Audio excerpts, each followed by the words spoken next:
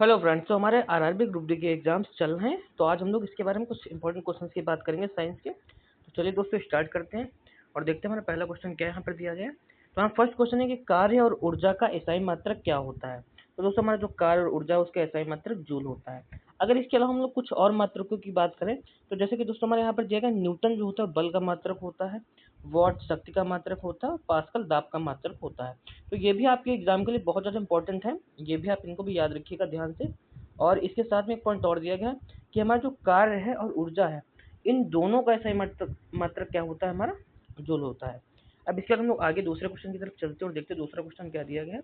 तो second question हमारे यहाँ पर ये है कि किस वैज्ञानिक ने गति के तीनों नियमों का प्रतिपादन किया था। यानी कि जो गति के तीनों नियम है किसने दिए थे। तो यहाँ पर जो राइट आंसर है हमारा वो है सर आइजैक न्यूटन। इसीलिए हम लोग इनको क्या कहते हैं, गति के तीन नियम को हम लोग न्यूटन के नियम भी बोल देते हैं। और यहाँ पर कुछ इसके बारे में कुछ और बताया गया कि न्यूटन ने 1687 में अपनी पुस्तक प्रिंसिपिया में गति के तीनों नियमों का प्रतिपादन किया था। और जो गति का हमारा दोस्तों पहला नियम होता है, ये बहुत बहुत मोस्ट इंपॉर्टेंट क्वेश्चन हमारे लिए, कि जो गति का पहला नियम है उसको हम लोग क्या बोलते हैं, उसको हम लोग जड़त्व का भी नियम बोलते हैं, यानी कि लॉ ऑफ इनर्शिया भी बोलते हैं। तो फ्रेंड्स ये आप क्वेश्चन जरूर याद रखिएगा, ये मोस्ट इंपॉर्टेंट क्वेश्चन है और ये हमारे एग्जाम में कन्फर्म आएगा। बस हमें ये नहीं पता है कि किस पेपर में ये पूछा जाने वाला है, बट ये क्वेश्चन जरूर जरूर हमारे एग्जाम में आएगा। इसके बाद हम लोग अगले क्वेश्चन को देखते हैं। हमारा क्वेश्चन नंबर 3 दिया गया है कि मानव शरीर का सामान्य तापमान कितना होता है। तो मानव शरीर का सामान्य तापमान होता है वो 37 डिग्री सेल्सियस या 98.6 डिग्री फ़ारेनहाइट होता है। यहाँ पर क्या दिया कि स्वस्थ मनुष्य का सामान्य तापमान सेल्सियस पैमाने पर लगभग 37 डिग्री सेल्सियस तथा फ़ारेनहाइट पैमाने पर कितना होता है, 98.6 फ़ारेनहाइट होता है, या इसको हम लोग 310 केल्विन बोल सकते हैं। तो दोस्तों आप लोग ये क्वेश्चन यहाँ पे जरूर ये आप तैयार कर लीजिएगा कि हम लोग सेल्सियस को फ़ारेनहाइट में कैसे चेंज कर सकते हैं और फ़ारेनहाइट को हम लोग सेल्सियस में कैसे चेंज कर सकते हैं। एक ऐसा क्वेश्चन हमारे एग्जाम में पूछा जा सकता है। इसका हम लोग अपने अगले क्वेश्चन की तरफ चलते हैं। अगला क्वेश्चन दिया गया है कि ध्वनि की तीव्रता किस इकाई में मापी जाती है। तो जो ध्वनि की तीव्रता होती है वो डेसिबल में नापी जाती है। इसके बाद यहाँ पर दिया गया कि ध्वनि की तीव्रता प्रबलता हम लोग डेसिबल में नापते हैं, ध्वनि की आवृत्ति फ्रीक्वेंसी को हम लोग हर्ट्ज में मापते हैं। तो दोस्तों आप इसके बारे में एक जानकारी और पता कर लीजिएगा कि जो हम लोग किन आवाज़ों को सुन सकते हैं, किन को नहीं सुन सकते हैं। हम लोग 20 हर्ट्ज से कम की आवाज़ को नहीं सुन सकते हैं, और जबकि 20 हर्ट्ज से कम तथा 20,000 हर्ट्ज से ज़्यादा की आवाज़ को हम लोग सुन नहीं सकते हैं। अब इसके बाद का जो अगला क्वेश्चन यहाँ पर दिया गया है वो ये दिया गया है कि वाहनों की हेडलाइट, एक क्वेश्चन हमारे छूट गया है यहाँ पे, कि समतल दर्पण की फोकस दूरी कितनी होती है। यानी कि जो हमारा समतल दर्पण यानी कि प्लेन मिरर होता है, इसकी फोकस दूरी कितनी होती है। तो इसकी फोकस दूरी कितनी होती है दोस्तों, अनंत होती है। समतल दर्पण की वक्रता त्रिज्या अनंत होती है, इसलिए इसकी फोकस दूरी r/2 भी क्या होगी, अनंत होगी। तो दोस्तों आपको यहाँ पर एक फार्मूला आना चाहिए कि f इक्वल टू क्या होता है, f इक्वल टू होता है r/2, यानी कि फोकस दूरी जो होती है वो वक्रता त्रिज्या की आधी होती है। और समतल दर्पण में चूंकि हमारी ये जो त्रिज्या होती है, वक्रता त्रिज्या, ये अनंत होती है, इसकी वजह से हमारी फोकस दूरी भी क्या हो जाएगी, अनंत हो जाएगी। अब इसके बाद का जो नेक्स्ट क्वेश्चन है कि वाहनों की हेडलाइट में किस दर्पण का प्रयोग किया जाता है। तो जो वाहनों की हेडलाइट होती है हमारी, उसमें कान मिरर यानी कि अवतल दर्पण का प्रयोग किया जाता है। और अवतल दर्पण ये करता है कि जो लाइट को होती है उनको एक पास करके समांतर बीम के रूप में बदल देता है। और इसके अलावा अगर हम लोग बात करें, जो वाहनों के शीशे होते हैं, उन वाहनों के शीशे में जो बैक वाला मिरर होता है जिसमें लोग पीछे का दृश्य देखते हैं, उसमें हम लोग साइड मिरर जिसको हम लोग बोलते हैं, उसमें किसका प्रयोग किया जाता है, तो उसमें उत्तल दर्पण का हम लोग प्रयोग करते हैं। उत्तल दर्पण में प्रतिबिंब सीधा और आभासी बनता है। अब इसके बाद हम लोग क्या बात करते हैं, अगले क्वेश्चन की तरफ चलते हैं और देखते हैं कि यानी कि विद्युत धारा मापने के लिए हम लोग किस यंत्र का प्रयोग करते हैं। तो विद्युत धारा मापने के लिए हम लोग एमीटर का उपयोग करते हैं। एमीटर से हम लोग क्या करते हैं, उसको लाइट विद्युत धारा का हम लोग नाप सकते हैं। और इसको जो हमारा जो परिपथ होता है उसमें श्रेणी क्रम में लगाया जाता है। तो परिपथ में विद्युत धारा नापने के लिए श्रेणी क्रम में एमीटर को जोड़ा जाता है। विभवांतर मापने के लिए हम वोल्ट मीटर का प्रयोग करते हैं।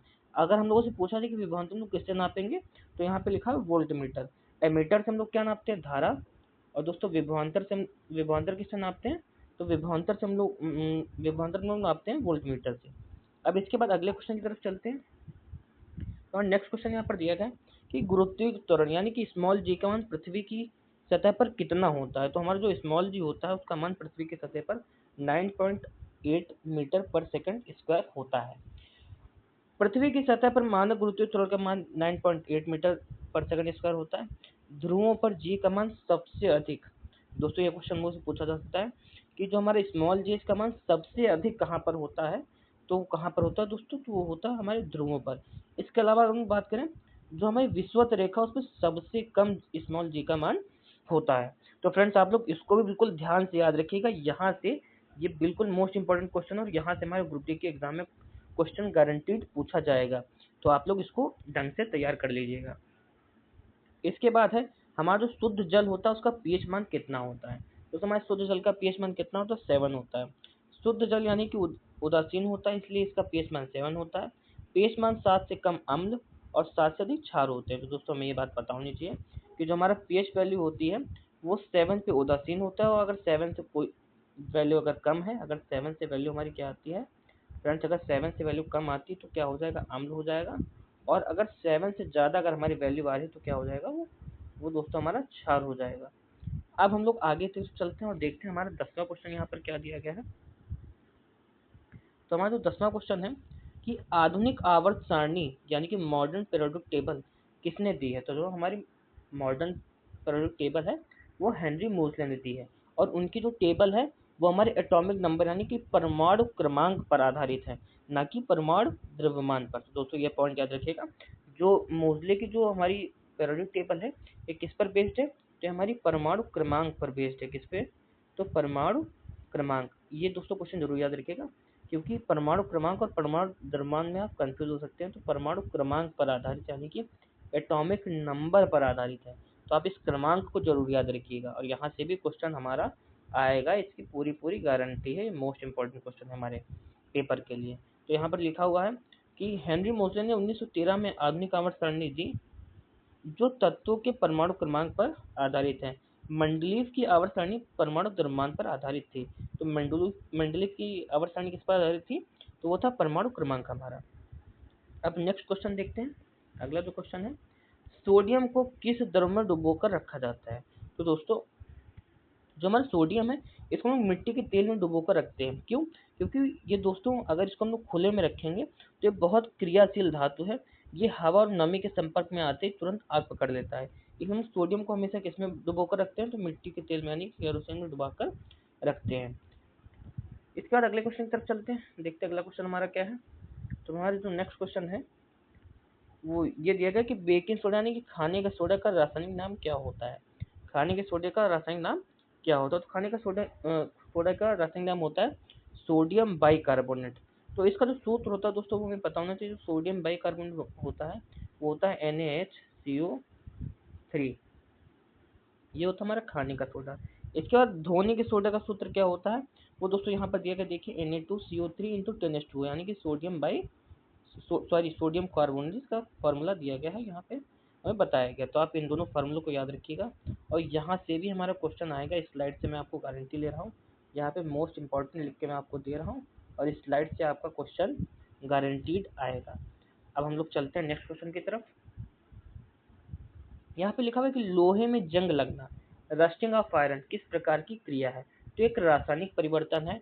हम लोगों से पूछ लिया जाता है कि रासायनिक परिवर्तन भौतिक परिवर्तन कौन कौन से हैं, तो इसमें कई बार उसमें एक आधी प्रोसेस दे देते हैं और पूछते हैं कि कौन सी है, ये रासायनिक है या भौतिक है। यहाँ पे लिखा हुआ लोहे में जंग लगना एक रासायनिक परिवर्तन है जिससे नया पदार्थ फेरिक ऑक्साइड बनता है और लोहे का भार बढ़ जाता है। तो दोस्तों ये भी एक अच्छा क्वेश्चन है, आप इसको याद रखिएगा। अगला क्वेश्चन है कि पीतल किन धातुओं का मिश्र धातु है। तो हमारा जो पीतल है ये दोस्तों बहुत बार रिपीट हुआ है ग्रुप डी के एग्जाम में, रिपीटेड क्वेश्चन है, मोस्ट सबसे ज़्यादा बार रिपीट हुआ है, बहुत बार रिपीट ये हुआ है, और ये फिर से रिपीट होगा। तो यहाँ पे क्या लिखा, पीतल यानी कि ब्रास किन धातु से मिलकर बना होता है, तो पीतल तांबा और जस्ता से मिलकर बनता है। यहाँ पर देखिए कि पीतल में लगभग 70% तांबा और 30% जस्ता होता है। कांसा, तांबे और टिन का मिश्रण होता है। तो दोस्तों ये आप जरूर याद रखिए कि ये भी हमारी मोस्ट इंपॉर्टेंट स्लाइड है, और यहाँ से भी आपका क्वेश्चन जरूर एग्जाम में आएगा। इसके बाद क्वेश्चन दिया गया कि गुब्बारों और हवाई जहाज के टायरों में भरी जाने वाली हल्की गैस कौन सी होती है। तो दोस्तों जो गुब्बारे होते हैं, जो हमारे हवाई जहाज के टायर होते हैं, उसमें हम लोग हीलियम गैस को भरते हैं, क्योंकि ये सबसे हल्की गैस होती है, और ये एक हीलियम एक अक्रिय गैस भी होती है, जिस वजह से इसमें आग नहीं लगती और ये अज्वलनशील गैस है। यद्यपि हाइड्रोजन सबसे हल्की गैस है दोस्तों, अभी हीलियम मैंने आपको बताया मगर वो सबसे हल्की गैस नहीं थी। सबसे हल्की गैस होती है हाइड्रोजन, लेकिन ज्वलनशील होने के कारण सुरक्षा की दृष्टि से हीलियम का उपयोग किया जाता है। अगर हाइड्रोजन एक ज्वलनशील गैस है जो आग पकड़ लेती है, मगर जो हमारे हीलियम है वो हल्की भी गैस होती है, प्लस इसके साथ में बेनिफिट ये होता है कि ये आग नहीं पकड़ती है। तो हमारा यहाँ पे आंसर क्या हो जाएगा, राइट आंसर वो हो जाएगा हीलियम गैस। अब इसके बाद नेक्स्ट क्वेश्चन है कि अम्ल वर्षा मुख्य रूप से किन गैसों के कारण होती है। तो जो हमारी अम्ल वर्षा होती है वो SO2 यानी कि सल्फर डाइऑक्साइड और NO2 यानी कि नाइट्रोजन डाइऑक्साइड, इनकी वजह से होती है। वायुमंडल में जल वाष्प से ये क्रिया करते हैं और सल्फ्यूरिक अम्ल और नाइट्रिक अम्ल बनाते हैं, जिससे अम्ल वर्षा हमारी होती है। तो दोस्तों ये बहुत अच्छा क्वेश्चन है, वेरी वेरी इंपॉर्टेंट वाली कैटेगरी का है, आप इसको जरूर याद रखें और अच्छे से तैयार कर लें इसको। उसके बाद का जो क्वेश्चन है नेक्स्ट हमारे ये दिया है कि कोशिका का powerhouse of the cell किसे कहा जाता है। तो दोस्तों ये भी क्वेश्चन हमारा बहुत बार रिपीट हुआ है, रिपीटेड क्वेश्चन है और फिर से रिपीट होने के चांस है क्योंकि कई बार रिपीट हो चुका है हमारे आरआरबी ग्रुप डी के एग्जाम्स में। तो जो कोशिका का पावर हाउस होता है यानी कि powerhouse of the cell किसे बोलते हैं, माइटोकॉन्ड्रिया को हम लोग बोलते हैं। माइटोकॉन्ड्रिया में कोशिकीय श्वसन के दौरान एटीपी के रूप में ऊर्जा उत्पन्न होती है। राइबोसोम को प्रोटीन फैक्ट्री और लाइसोसोम को आत्मघाती थैली, ये दोस्तों जरूर याद रखिएगा। यहाँ पे क्या लिखा है, लाइसोसोम को आत्मघाती थैली यानी कि सुसाइड बैग कहा जाता है। तो आप एक पॉइंट यहाँ से तैयार रखिएगा और दूसरा पॉइंट हमारा है कि कोशिका का पावर हाउस कौन सा होता है, वो होता है माइटोकॉन्ड्रिया। तो आपके पास दो इंपॉर्टेंट पॉइंट हो गए, आप इनको अच्छे से तैयार कर लीजिएगा दोस्तों। एक तुम्हारा पॉइंट ये देगा कि लाइसोसोम को आत्मघाती थैली कहा जाता है यानी कि सुसाइड बैग कहा जाता है, और दूसरा कोशिका का पावर हाउस कौन होता है, माइटोकॉन्ड्रिया हमारा होता है। अब इसके बाद हम लोग नेक्स्ट क्वेश्चन की तरफ चलते हैं। क्वेश्चन दिया गया है यहाँ पर कि मानव शरीर की सबसे बड़ी ग्रंथि यानी कि ग्लैंड कौन सी होती है।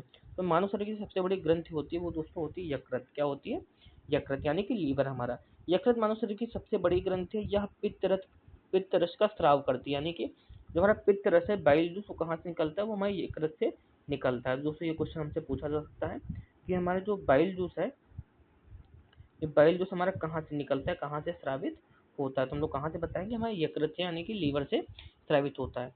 सबसे बड़ी अंतःस्रावी जो ग्रंथि होती है वो होती है थायराइड। सबसे बड़ी अंतःस्रावी ग्रंथि कौन सी है, थायराइड है हमारी। अब इसके बाद हम लोग नेक्स्ट क्वेश्चन की तरफ चलते हैं।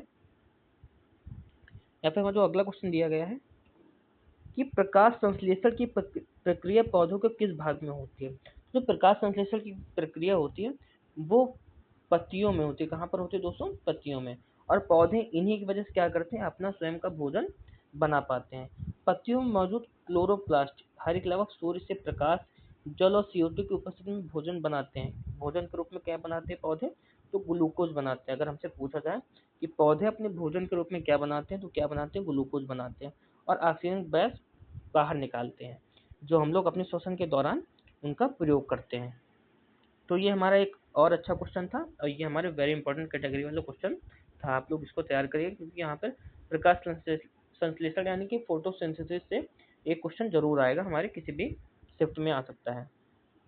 जो नेक्स्ट क्वेश्चन है कि मास्टर ग्रंथ यानी कि मास्टर ऑफ ग्लैंड किसे कहा जाता है। तो हमारी जो पीयूष ग्रंथ होती है उसे हम लोग क्या बोलते हैं, मास्टर ग्रंथ भी बोलते हैं। पीयूष ग्रंथ मस्तिष्क के आधार पर स्थित होती है। यह शरीर की अन्य अधिकांश अंतःस्रावी ग्रंथ के हार्मोन को स्राव को नियंत्रित करती है।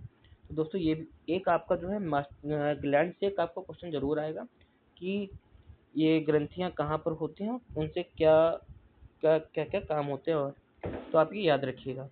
इसके बाद का जो नेक्स्ट क्वेश्चन है कि रक्त का थक्का जमने में कौन सा विटामिन सहायक होता है। तो हमारा जो रक्त का थक्का बनता है वो विटामिन के की वजह से बनता है। ये जो रक्त का थक्का जमाने के लिए आवश्यक होता है, इसकी कमी से चोट लगने पर थक्का नहीं जमता है। अगर आपके शरीर में विटामिन के की कमी है तो क्या होता है कई बार कि किसी की अगर चोट लग जाती है तो किसी का खून तुरंत जल्दी से जम जाता है और कुछ लोगों का खून बहुत देर में जमता है। जिनकी कमी होती है उनका बहुत देरी से खून जमता है, और जिनके अंदर विटामिन के अच्छा खासा होता उपस्थित होता है उनका खून बहुत जल्दी क्या होता है, जम जाता है। तो दोस्तों ये एक और अच्छा क्वेश्चन था। आप लोग विटामिन के बारे में एक बार अच्छे से पढ़ लीजिएगा। तो विटामिन ए की कमी से हमें क्या होता है, हमें रात में दिखता कम है। विटामिन सी की कमी से स्कर्वी रोग हो जाता है, यानी कि मसूड़ों में सूजन हो जाती है। दांतों की संबंधित समस्याएं आपको उत्पन्न होने लगती हैं। और विटामिन डी की कमी से क्या होता है, इस कमी से हमें सूखा रोग हो जाता है जिसे रिकेट्स हम लोग बोलते हैं। तो इसके बारे में, विटामिन के बारे में आप लोग पढ़िएगा एक बार। विटामिन आपके लिए बहुत इंपॉर्टेंट टॉपिक्स है। यहाँ पर जो है, यहाँ से क्वेश्चन जरूर आएगा, एक से क्या है, यहाँ पे कई सारे क्वेश्चन आ सकते हैं। तो ये आपके लिए वेरी वेरी इंपॉर्टेंट टॉपिक रहने वाला है विटामिन का। अब जो नेक्स्ट क्वेश्चन यहाँ पर दिया गया है कि मानव हृदय में कितने कोष्ठ होते हैं। तो दोस्तों हमें पता है कि मानव हृदय में 4 कोष्ठ पाए जाते हैं। दायां अलिंद, 2 अलिंद होते हैं और 2 निलय होते हैं। और जो हमारे एम्फीबियंस होते हैं यानी कि उभयचर होते हैं, उसमें 3 कोष्ठ ही होते हैं, उसमें सिर्फ 3 कोष्ठ होते हैं, एक्सेप्ट क्रोकोडाइल जिसमें 4 पाए जाते हैं। अब इसके बाद हम लोग बात करते हैं 23rd क्वेश्चन की, कि इंसुलिन की कमी से कौन सा रोग हो जाता है। तो इंसुलिन की कमी से हमारा मधुमेह होता है यानी कि डायबिटीज हो जाता है। इंसुलिन हार्मोन अग्नाशय की लैंगरहंस की दीपिकाओं से स्रावित होता है। तो इंसुलिन दोस्तों कहाँ से निकलता है, तो इंसुलिन हमारा निकलता है अग्नाशय से। यह रक्त में शर्करा की मात्रा को नियंत्रित करता है, इसकी कमी से मधुमेह रोग हो जाता है। तो हमारे लिए बहुत इंपॉर्टेंट स्लाइड है कि हमारा जो इंसुलिन कहाँ से निकलता है, अग्नाशय से निकलता है। इसके बाद अपने अगले क्वेश्चन के साथ चलते हैं, और अगला क्वेश्चन हमारे यहाँ पर दिया गया है कि पौधों में जल का परिवहन किसके द्वारा होता है। जो पौधों में जल का परिवहन होता है वो हमारे जाइलम करते हैं, और जबकि फ्लोएम का काम क्या होता है, वो अन्य हिस्सों तक निर्मित भोजन को क्या करते हैं, संवहन करते हैं। यहाँ पर हमारा दिया भी गया है कि जाइलम जड़ों द्वारा अवशोषित जल और खनिज लवण को पौधों के विभिन्न भागों तक पहुँचाता है, जबकि फ्लोएम निर्मित भोजन को संवहन करता है। तो हमारे ये एक और इम्पोर्टेंट क्वेश्चन था जाइलम फ्लोएम से। ये आज का हमारा अंतिम क्वेश्चन है कि मनुष्य में गुणसूत्रों की संख्या कितनी होती है। तो जो मनुष्य होता है उसमें 46 गुणसूत्र पाए जाते हैं। 46 गुणसूत्र यानी कि 23 जोड़े पाए जाते हैं। इनमें से 22 जोड़े जो है काय गुणसूत्र होते हैं, और 1 जोड़ा लिंग गुणसूत्र होता है। और दोस्तों ये हमारे कुछ 25 इंपॉर्टेंट क्वेश्चन थे आज के, जो हम लोगों ने पढ़े हैं, और ये हमारे एग्जाम के लिए बहुत ज़्यादा इंपॉर्टेंट है। ऐसी और क्लासेस देखने के लिए आप हमारे चैनल के साथ जुड़े रहिए, चैनल को सब्सक्राइब करिए, वीडियो को लाइक करिए, और अगर आपको कोई डाउट हो तो आप क्वेश्चन को कमेंट पे पूछिए। Thank you.